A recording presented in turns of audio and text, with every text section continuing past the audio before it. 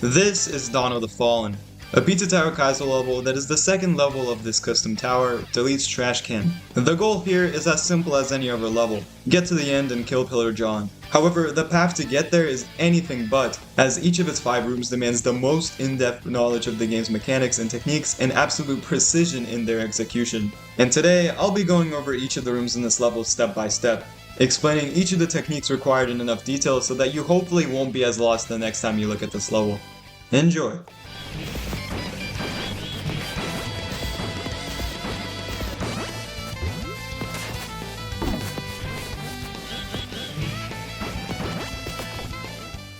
Right off the bat, this room utilizes a lot of these jumps that are able to give Peppino more height while maintaining the mock state in our speed. This technique is aptly dubbed the high jump, and involves pressing run, up, grab, and jump to basically perform a normal jump and an uppercut all at the same time.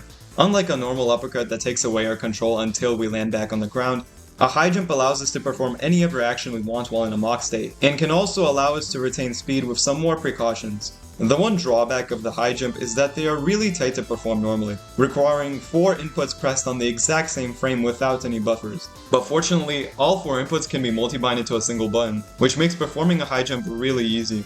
High jumps can only be performed out of an idle walking state. This means that if you try to do a high jump while running, you'll get a normal uppercut and wouldn't be able to maintain any speed while doing so.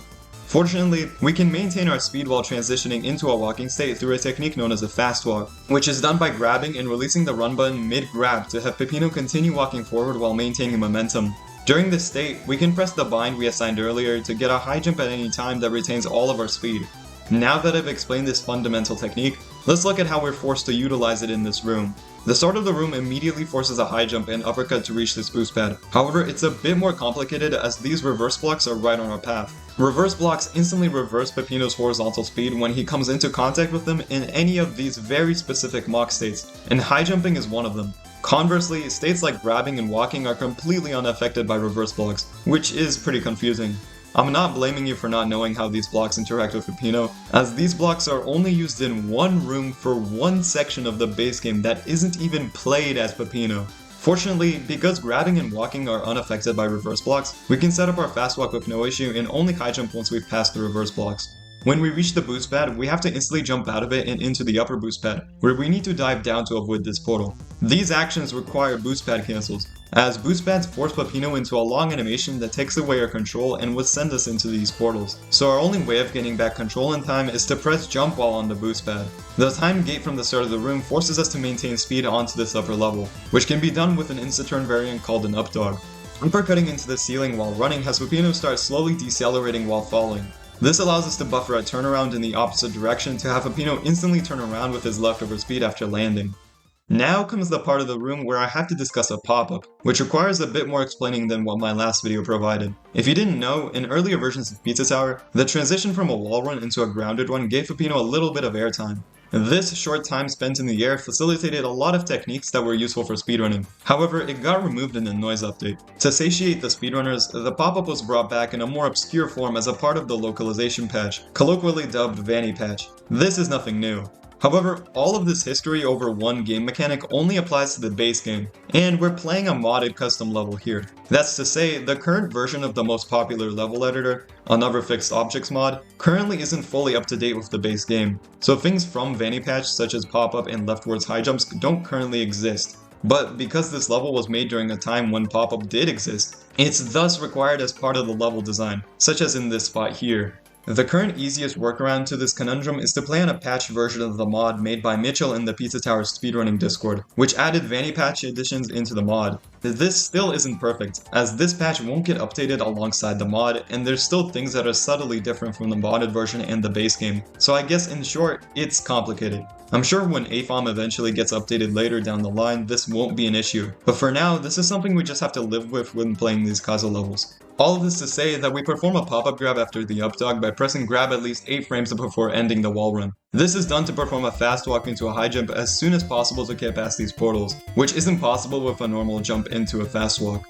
These reverse blocks and portals force us to do the high jump a few more times, but a normal grab to get past the reverse blocks wouldn't get us back down on the ground fast enough to perform the next high jump. So instead, we're forced to do a fast fall, which is a technique that basically allows us to perform a dive while grabbing.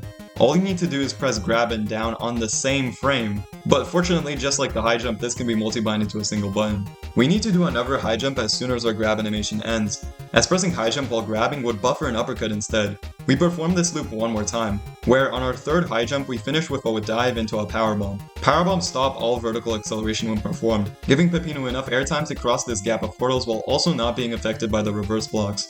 After landing, we use the brief stun to buffer a grab slide under these portals, which is best to maintain by holding down to reach the switch block over here. After mock cancelling to go back, while jumping and diving into this gap, we're forced to do some more boost pad cancels, this time to be able to perform a roll through these small gaps. This combination of reverse blocks and portals forces us to skid and lose all of our speed, which would cause us to fall down into this gap of portals. It might seem like we're doomed here, as the skidding animation takes too long, but fortunately we are able to buffer the inputs for a mid-air high jump during the skid, which allows us to get back up with an uppercut and clear the room. The reason why this works is a bit too technical for me to explain fully, but it basically abuses the fact that buffering a run during the skid animation would grant Peppino a mock state regardless of whether he was on the ground or not, which allows us to perform actions out of a mock state such as high jumping. This works with other animations too, such as parrying and bonking. Here's the room once again at full speed.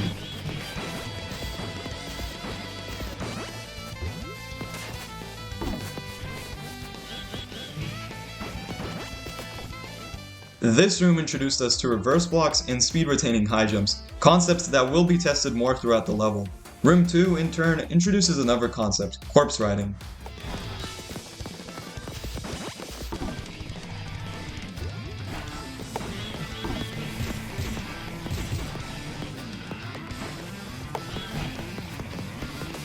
Corpses have a long starting animation that removes control from the player while sending Peppino up. Cancelling a corpse run by pressing jump will give Peppino Mach 3 speed as well as another vertical boost. This is utilized at the start of room 2 to get us just below this wall, where we can use the jump off the corpse to cross grab onto the wall. Cross grabs are basically a technique that involves mock cancelling in midair while continuing to accelerate vertically. This is mainly used to get us around level geometry like this, where we are normally unable to super jump. This cross grab in particular needs to be done very quickly, as the button gate on the upper section is incredibly strict.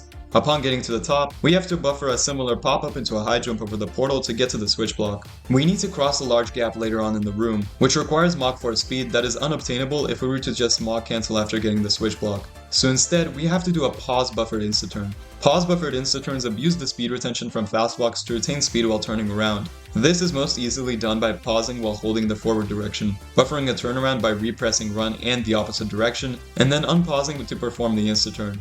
We do this after fast-falling onto the switch block, where we regain Mach 4 just before reaching the large gap of portals. Jumping too early here will send us into the portals, so to get past this gap, we have to do a coyote jump. Coyote jumps in Pizza Tower are possible by jumping within 6 frames of having run off a ledge, which allows for some crazy looking jumps at Mach 4. We're met with another column of reverse blocks that we need to powerbomb or uppercut past, which lands us on another corpse. This time we mock cancel after jumping off the corpse to uppercut into the upper boost pad. It might seem like we have to do boost pad cancels up here, but the boost pad animation that takes away our control only happens at Mach 3, and is completely skipped when running at Mach 4.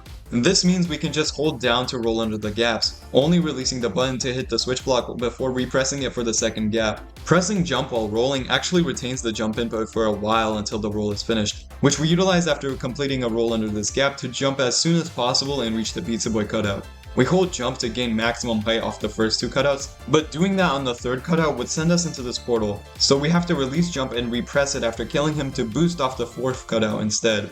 A precise dive onto this small platform and a skid later sets up another mid-air high jump onto this wall. The last input is a gap dive off of this corpse. Normally, gap dives are pixel perfect techniques, which might seem pretty difficult here, but it's actually more consistent than you think.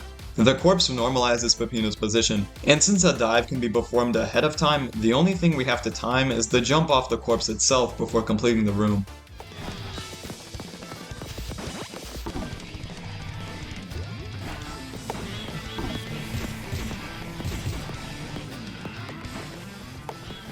As you might have noticed already, these rooms are fairly short, but very sweet. Room 3 time.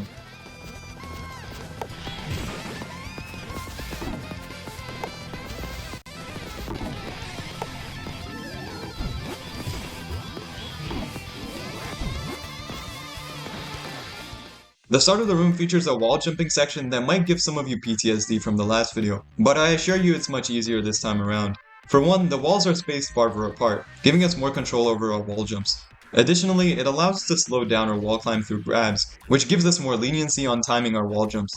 The timing isn't as strict here, so I just jump when I'm mostly past the portal beside me. The upper section contains probably my favorite input in the entire map, revolving around a second, more obscure way of performing a high jump while retaining speed.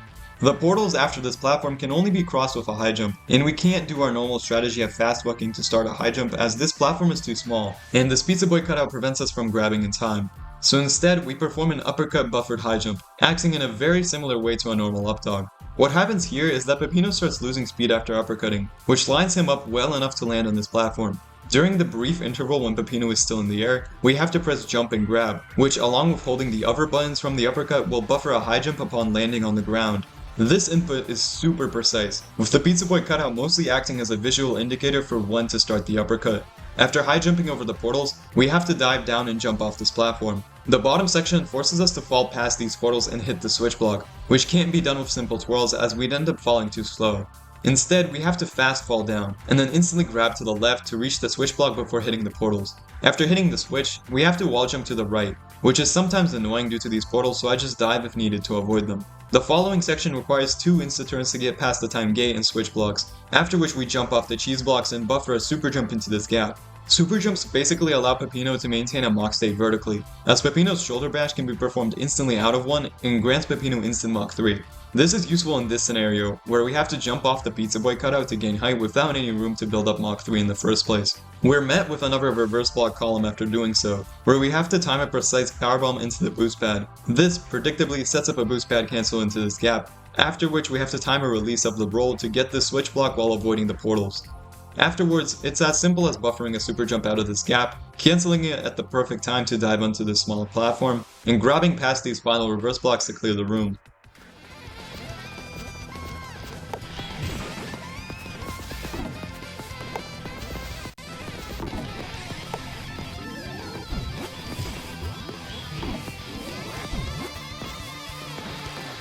At this point, we've pretty much covered all the main tech we need to know so far.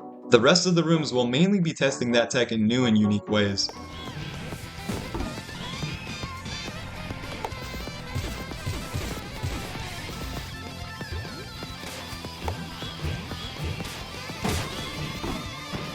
Room 4 starts off with a pretty tight section, involving a boost pad cancel into this gap, a very short jump to cross these portals, and a tight down input upon reaching the ground to enter the second gap.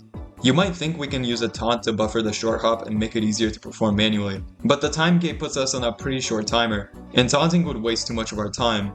Fortunately, we can use the same technique of buffering a jump after a roll, but this time we have to release jump while rolling so our jump is as short as possible.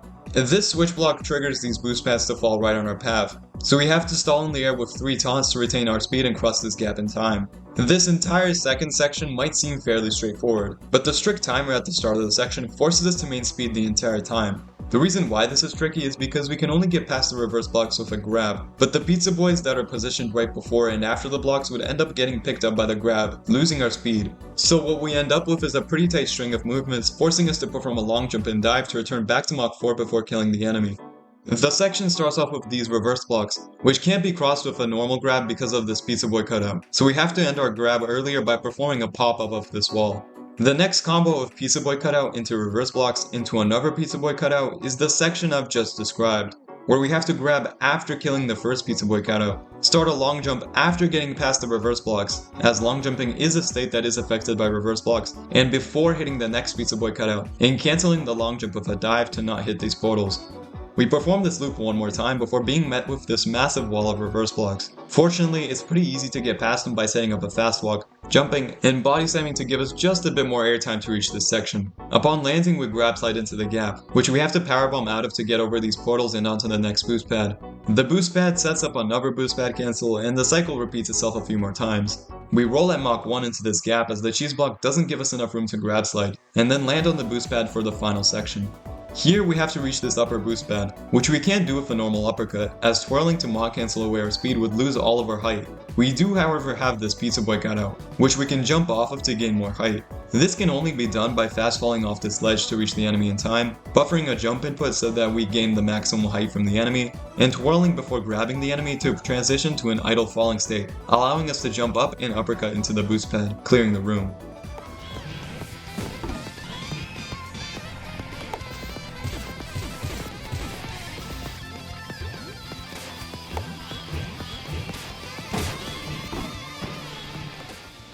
Now it's time for the last, and definitely my favorite room of this level, room 5.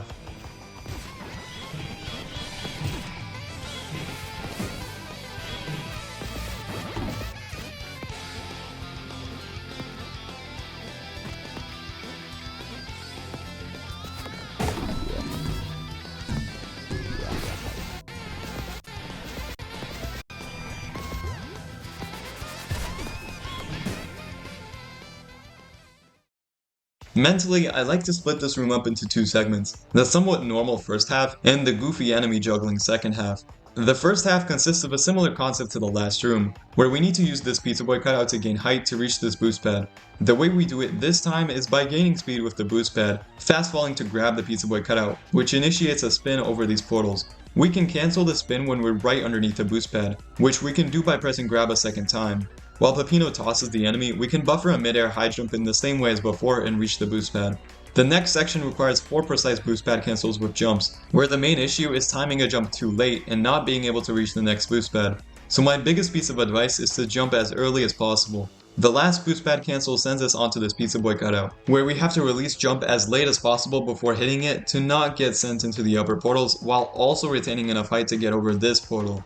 We then get sent onto this wall, which isn't too much of a problem until you realize that we can't get past these portals through normal wall jumps or uppercuts. Instead, we have to perform a mock launch, which is a technique that can preserve vertical momentum after running off a wall. It can be done by holding jump while on a wall, and keeping the button held while releasing run to end the wall run. The tricky thing here is that we just released jump to get past the pizza boy cutout, so we need to immediately repress it right after killing the cutout so the mock launch triggers in time. The mock launch sends us into another boost pad that we need to cancel out of into this gap. The last part of the first half simply involves a precise jump and dive into the gift box. Now onto the second half, where after a boost pad cancel, we're met with this specific pizza boy cutout. Now, I'm going to be referring to this guy a lot, and since it's very inconvenient to always be saying pizza boy cutout, I'm just going to call him Eric. Surely that won't be confusing for some of you. Now, we need Eric at the very end of the room to set up a pile driver onto this metal block, which is really the only way we can feasibly get past these portals. The problem is that the level is designed in a way that makes getting him there really difficult. To start off, we dive just before hitting Eric to push him into these switch blocks, which we deactivate by setting up a fast walk and a high jump onto the switch block. We need to catch Eric before he falls below this portal, which is most optimally done by fast walking out of a reversed high jump to grab Eric without having to worry about starting a spin. This tight fall through the portals can thankfully be aligned by hugging the wall just before the fall. Hitting a boost pad would instantly grant us a mock state and kill Eric, so we need to do a somewhat tight jump over this one to continue. We then jump onto these cheese blocks, walk on them for a bit, and hold jump to boost off this other pizza boy cutout. The boost pad on the upper ledge is as inconvenient as ever, so I tap right just after jumping past the wall, and jump without holding any direction initially before starting to hold right to avoid accidentally walking into the boost pad. After landing past the boost pad, I do one last tight jump before being able to drop Eric off on these cheese blocks and continuing to the pipe section. The pipes normalize my speed and timing just enough so that I have to stall with 4 pause buffered insta-turns on these 2 platforms before being able to grab Eric, buffer a vertical pile driver by pressing up during the grab to get past the reverse blocks and portals, and align myself with this wall to guarantee I land on the metal block, breaking it and clearing the room. We are congratulated with a GG before being granted an option for an optional 6th room to get the level's secret treasure, which I'll be explaining now. Here's how the room looks like in full.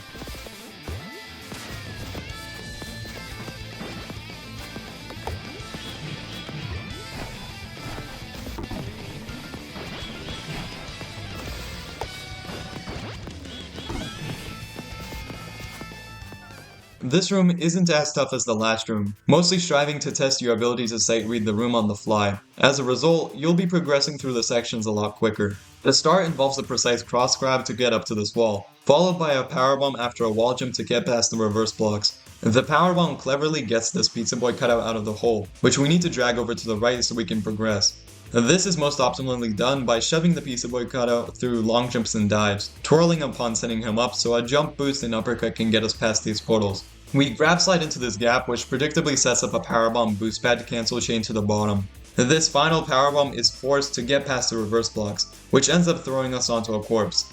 We jump out of the corpse at our maximum height and into the second corpse, which sets up a pause buffered insta-turn on the switch block so we retain enough momentum to mock launch to the upper section. Said upper section consists of an easier version of the jump cancel chain we've seen in room 5, ending with a corpse that we have to jump out of to maintain speed on this wall. Now, this grab to get past the reverse blocks also used to function as a way to set up a leftwards high jump to the left, which, in older versions of the game, did not retain any speed and would allow us to reach the upper section before reaching the portals. A caveat of playing on Vanny Patch is that performing a high jump here as usual would actually retain speed, and we'd end up running into these portals. So instead, I mock cancel before reaching the platform to just do a normal high jump out of an idle to get the same effect. This doesn't really matter much since we aren't pressured by a time gate, mostly because we're literally standing on the button. I just thought it was funny.